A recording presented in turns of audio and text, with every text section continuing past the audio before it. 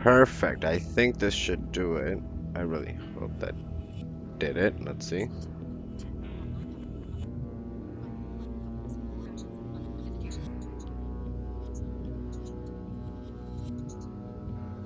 Hello, guys. Just getting a couple things ready. I do appreciate the new followers overnight, Alice.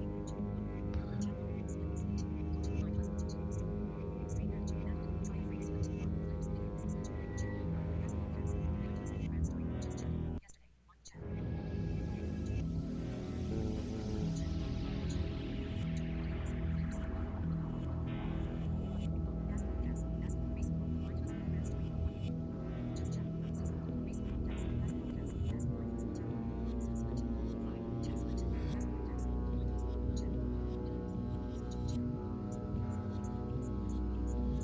I think it's just getting going, maybe.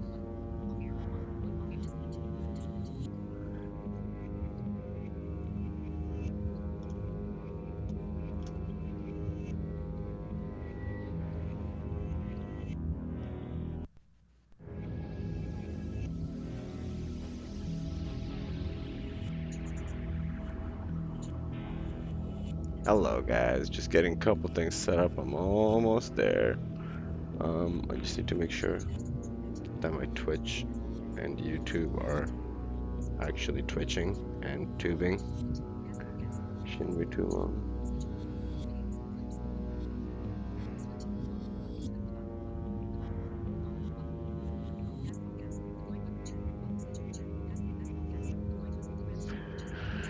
Hmm. I don't know. I don't see it. But let's Screen get curtain on. open Twitch. No, Ah,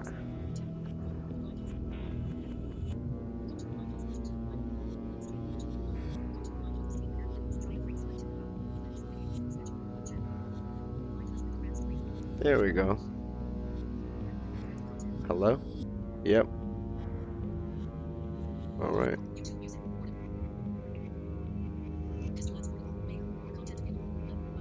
Perfect.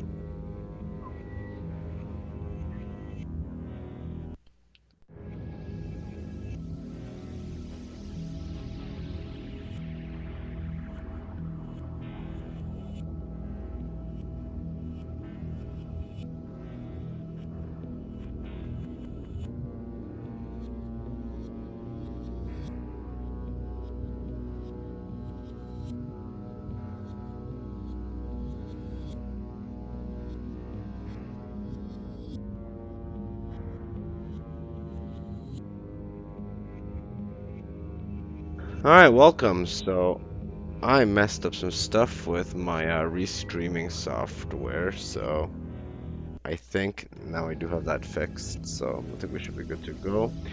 So, like I was saying to nobody earlier because I wasn't streaming, I have a working title for my story. It's called A Lethal Journey.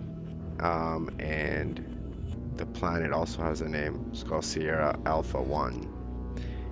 And that's why Sierra Alpha 2 was on the edge of the same system. It kind of makes sense now. Um, the planet has a nickname as well. It's called the Junk Pile, or just Junk Pile by most people that live on it. And today, what we're gonna do is a little bit of lore, a little bit of history, and I made a quick video here that we're gonna watch in a second. And at the end of it, after that, sorry, we're gonna play a little chapter here that I've written. Subsequently, we will be recapping what happened, kind of some things for the next episode. So we're gonna start off with roughly about an 8-minute long video that I made.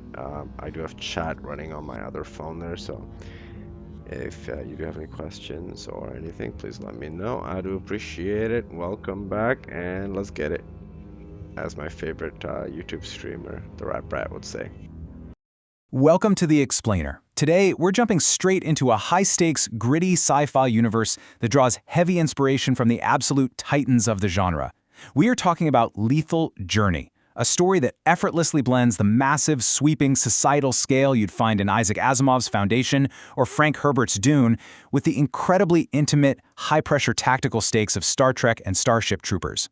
For anyone new to this universe, if you love deep world building, narratives built around completely impossible odds, and a relentless countdown, you are going to absolutely devour this. We're going to break down exactly how a sprawling, oppressive planetary regime gets pushed to the absolute brink of violent revolution, all within a terrifying 5-day window. So, what actually happens when a colossal alien arcology is given exactly 5 days before total annihilation? I really want you to keep that ticking clock in the back of your mind throughout our explainer today. This single, completely uncompromising deadline is the engine driving the entire story. It acts as a literal pressure cooker. It forces heroes, villains, bureaucrats, and scavengers to just throw their normal routines out the window and make desperate, irreversible choices. Every single character's motivation is suddenly shoved under a terrifying magnifying glass. All right, Section 1, welcome to the junk pile. Okay, let's set the stage here. Welcome to the planet Sierra Alpha 1, although to the people actually living there, it's just called the junk pile. It's not a sprawling open landscape, it's a primary arcology, basically a towering closed-loop superstructure where your entire existence is dictated by altitude.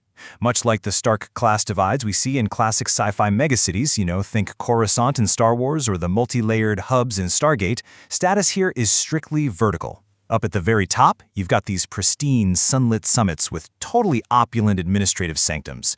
Clean air, absolute luxury, the whole shebang. But travel down a bit and the reality shifts drastically.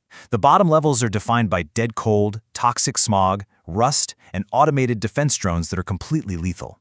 An entire generation of human laborers lives and dies down there in hazardous plasma forges, doing nothing but processing raw materials to fuel the wealth of the ruling class far above them. It is a massive powder keg, just waiting for a spark. Moving right along to Section 2, the 1% sabotage. So, we have this incredibly volatile world, right? But the inciting incident that sets this whole epic conflict into motion isn't some massive planetary invasion. It's actually incredibly subtle. Across the entire arcology, manufacturing efficiency drops, but by exactly 1%. Just one. To the rulers, this just looks like pure, frustrating administrative incompetence. But the brilliant part is that this is actually a deliberate, highly calculated sabotage campaign by an underground rebellion. It's a strategic move engineered to induce absolute panic and paranoia among the ruling class, but without tripping any of the alarms that would trigger a full-scale military lockdown. It forces the rulers to look inward and just start pointing fingers at each other. How are they pulling this off? Well, it's basically death by 1,000 cuts. The rebels are using these tiny, almost invisible tactics. We're talking microscopic fractures in scrubber valves, or quietly routing raw alloys straight into the incinerators. One of the key architects of this plan is a guy named John. He looks like a standard heavy laborer, but he is secretly a level 10 technological penetrator. Navigating these lethal service conduits, John manages to bypass primary security and implant a dormant sleeper device right into the arcology's main data bus. And he takes his orders from a clandestine council of 6 rebel leaders, who use these shifting holographic scramblers. It is a classic sci-fi espionage trope brought right down to the ground level, making the underdog the engine of the story and completely blinding the ruling class to the true threat gathering literally under their feet. Which brings us to Section 3, a 5-day death sentence. Just as this subtle sabotage really starts taking hold, the narrative takes a massive, violent turn. The slow burn becomes a raging inferno, thanks to the explosive arrival of Sector General Franklin's military fleet. Franklin's border patrol was absolutely ambushed by rebel ships. He lost 10 of his 15 vessels, and the surviving 5 are limping toward the junk pile, critically crippled. So Franklin contacts the arcology's ruler, this deeply paranoid 400-pound alien named Governor Frederick, with an impossible demand. Frederick has exactly 5 days to prepare the dry docks and produce highly specific missing quantum drive components. We're talking rare magnetic core regulators that the arcology simply does not have. If Frederick cannot fix those hyperdrives in exactly 5 days, Franklin is going to execute him. Just like that, the trap is sprung. Now, a really key element of the author's narrative approach for anyone stepping into this universe is making sure every single character has deeply relatable, very human motivations, even in this bizarre alien setting. That 5-day deadline acts as the ultimate pressure cooker, exposing these primal drives and perfectly grounding these grand spacefaring concepts. You've got 22-year-old Danielle, a bureaucrat who climbed the ladder a bit too fast, desperately hunting for the saboteur because she'll be executed if she fails. Governor Frederick is volatile and just scrambling to survive General Franklin's wrath.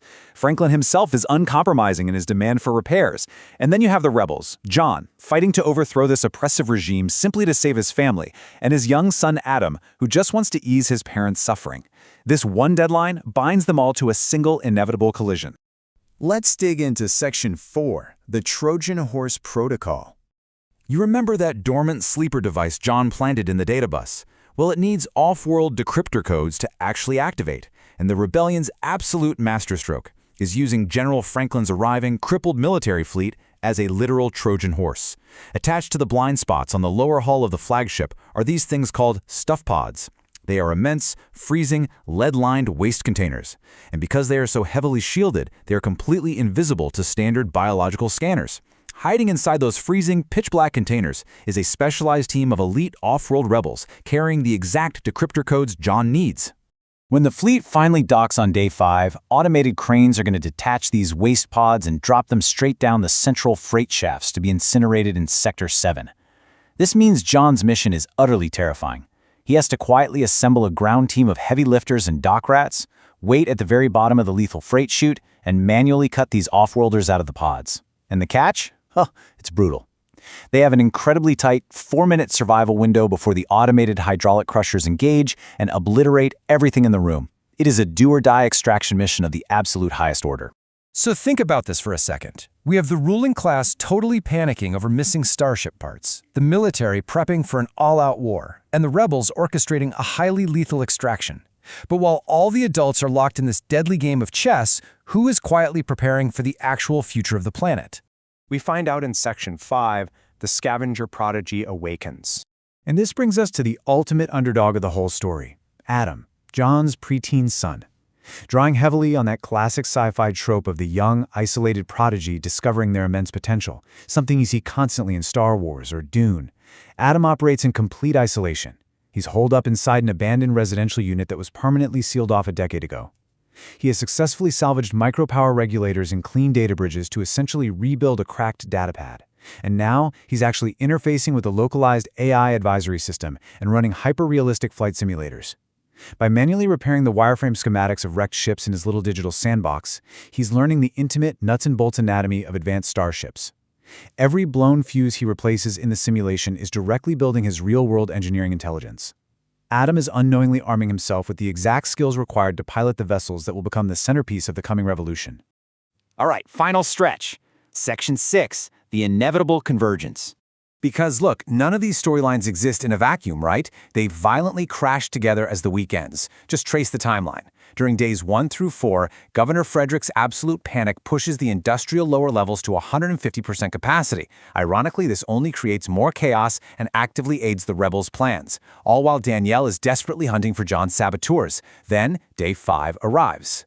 The crippled military fleet finally docks. The Trojan horse is inside the gates. At minute 0, those automated cranes drop the stuff pods, and John begins his lethal 4-minute extraction at the very bottom of the arcology. All of this is happening right as young Adam's technological awakening reaches its absolute peak. It is this perfectly structured, frantic collision course. And that brings us to the ultimate reality of this narrative. When that 5-day deadline officially expires, the junk pile is going to ignite. We have desperate bureaucrats, a brutal military, masterful rebel tacticians, and a self-taught scavenger prodigy all locked in a room right as the match is struck. The author built this entire world to honor the legacy of classic sci-fi, but ultimately asks us a deeper question. In a galaxy defined by cold mechanics and rigid hierarchies, can the sheer force of human will and family devotion actually break the machine? I highly encourage you to dive into the source material of Lethal Journey to find out whose survival strategy holds up when the ashes finally settle. Seriously, what do you think would happen if you were given just 5 days to overthrow a planet?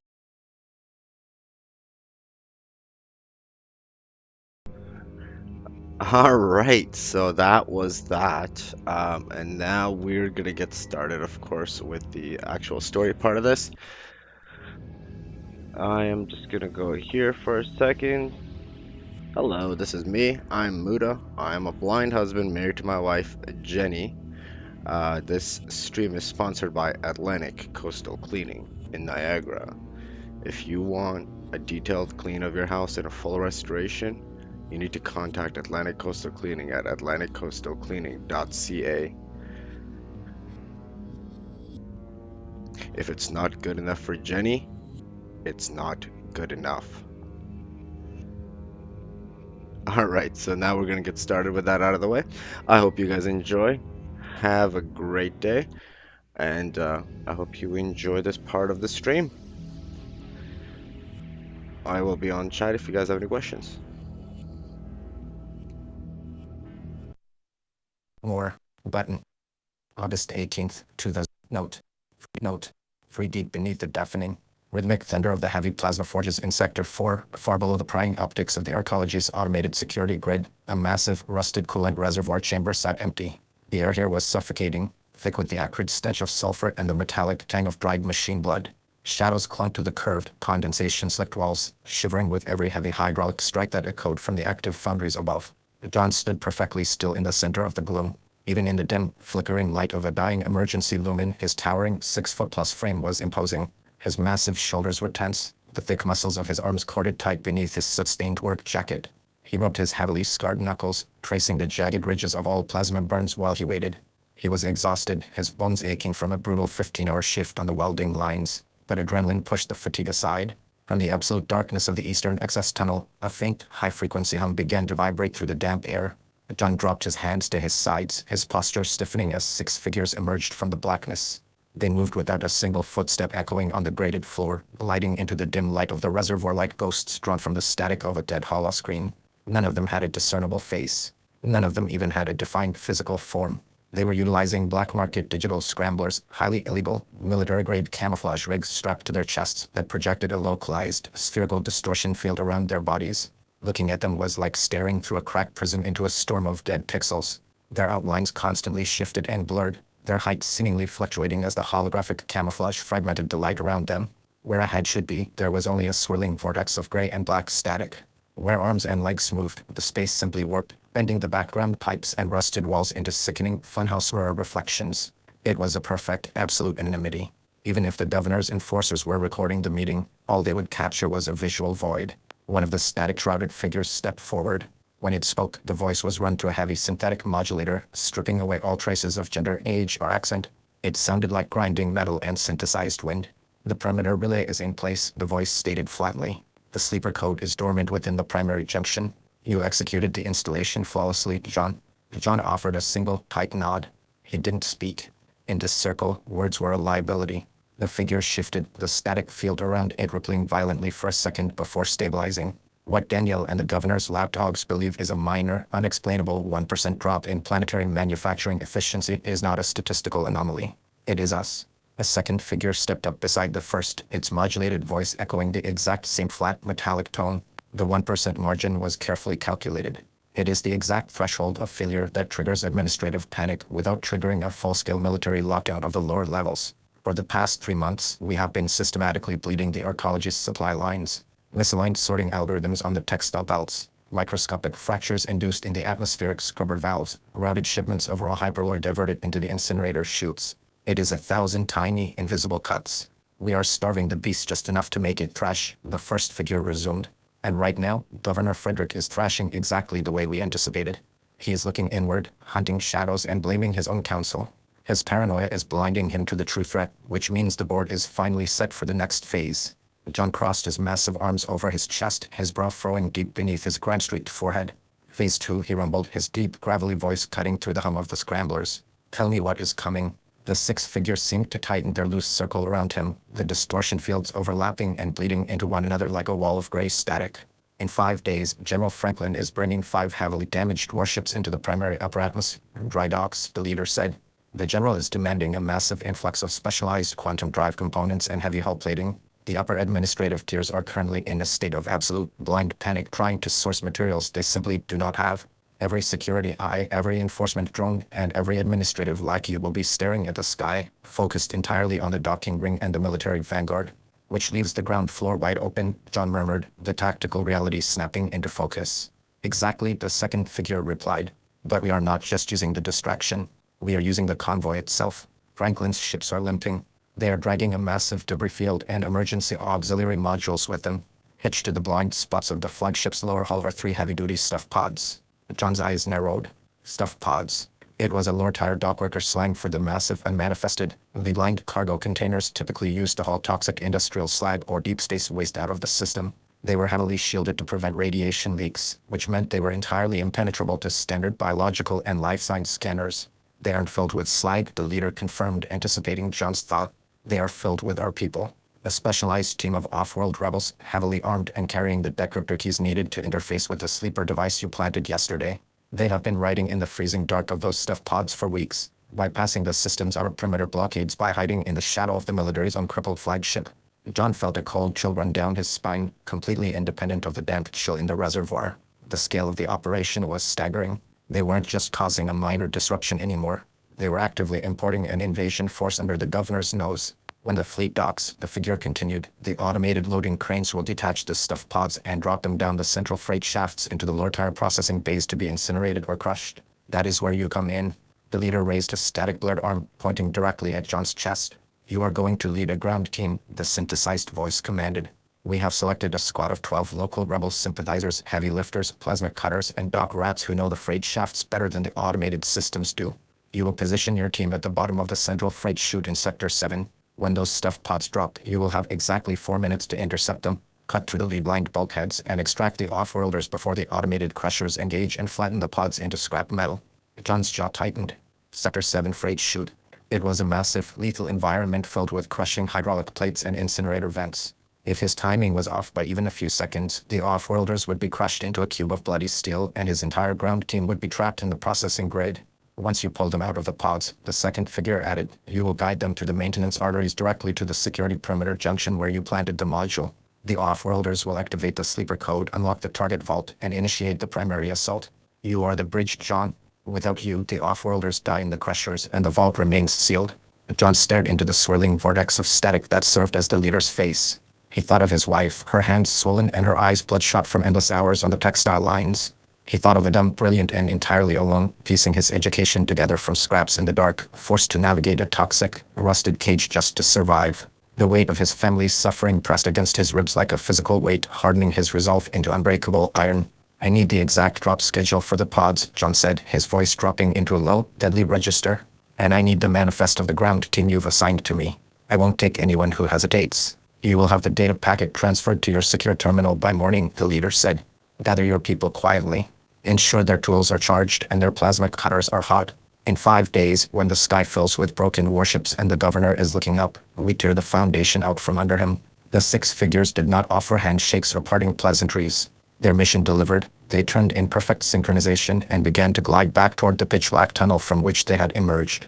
The localized distortion fields warped the shadows around them, their forms stretching and fragmenting until the high-frequency hum faded into the oppressive roar of the distant plasma forges. John stood alone once more in the center of the rusted coolant reservoir. The air felt heavier now, charged with the electric anticipation of the coming storm.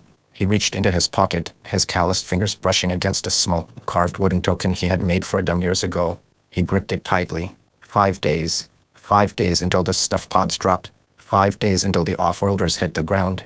5 days until the invisible cuts they had inflicted on the planetary machine finally bled it dry. John turned away from the shadows, stepping back toward the loud, blinding reality of the industrial levels. He had a shift to finish, a team to assemble, and a revolution to ignite. Text field. Vertical scroll bar. 21 pages. 0%. Adjustable. Checklist. Off. Page 1 of 3. Button. Attachments. Page 1 of 3. All Button. right, guys. Handwriting. So Page 1 of 3. I am Button. back, New note. and Button. so that was pretty good. I'm pretty proud of that part of the story so far. It was a very short part. I think again, it's gonna be a pretty long episode already with the lore part that we already did. So I'm gonna continue forward. I think in the next part, like every character progression ever, somebody's gonna have to die. And I don't really know who that is. I have an idea in my head a little bit, but I don't want to make it too sad. But I mean, the kid's got to grow up quickly, right? So somebody's definitely dying. And I also suspect Danielle isn't so goody-goody as we think she is so far in the story. And we will have to find that out shortly. And I don't think that Frederick is as bad as we think he is. And I don't think we know enough about Franklin so far to really make a decision. All we know is he's a military guy. His fleet got smoked by the rebels. And now he's pissed off at Franklin because he's gonna have a bunch of missing parts. Obviously, John's gonna have his adventure. He's gonna have to go to the incinerator chutes. And the reason they do it that way, because if they were to throw that waste into the suns or onto a planet, it would create a major radiation event. So they have really high-powered quantum evaporators slash incinerator plasma cores that make sure that whatever they dump down there, instead of turning into extra radiation that may mess up like their solar system, that it actually makes them almost an unlimited amount of energy. So in this universe, energy really isn't a problem. They could literally do anything, but it's like, how do you get the materials? Where, how do you put them together? Where's the labor force? And I think it ends up that artificial intelligence costs a lot of money, so it's just cheaper to have humans. And I think that's exactly what we're going to find out in real life actually one day is that AI costs so much money. Some of these AI centers data centers can only last a few years before they're obsolete. And we're going to eventually find out that it's just easier to get the good old monkey fingers to, boop, boop, boop, type it in. So next, we have another video from Scotia by the Sea. I'm pretty proud of myself. I was able to use a video editing software in Windows and actually down, I don't know what the term is exactly, but it's at 1080 now, or yeah, 1080 now, I think, that I've got, maybe 720p. Either ways, you guys all watch on mobile, so who really cares, right? If you really want 4K videos, I can put them up, but they're going to be on YouTube because as soon as my computer tries to live encode any 4K video, it is just a hot mess. Like, I mean, everything's jittering out. I have a sixth generation i7 with 32 gigs of RAM. It's good enough for everything I normally do, but this is a new hobby, and I might have to whip out one of my other laptops. But for now, we're going to make this work as long as it will. And here is our brief little video, and I do hope you guys enjoy. You might hear a little bit of beginning of the other video. I unfortunately can't really help that, but here we go. And I will see you guys the next time. Welcome to the Explainer. Today, It's all cool stuff. welcome to the Explainer. It's all cool stuff. Oh, cool. Boats above ground. Oh, maybe they do work here. Or they park it up Or here. they just rent this land out to boat owners. Well, like you can have your boat parked here so it's not continuously in the ocean so it stays fresher. Yeah, like a boat rental parking lot. Possibly. So they probably rent They out just these. pull Is it that the out. thing that's spinning on top of the Yeah. ship? Well, it's also the lines. Ah, The yes. sails. Yeah. 'Cause those are always So these guys are just all in the middle of the parking lot, or? like both sides. Trailers, like big ass trailers. Oh, they just drag the trailers down to the water when they're ready. So then they can have more space, right? All the food probably came. My dad's sitting there looking at it, and we're not there. It's really big. It's nice. Wow, cool stuff, man.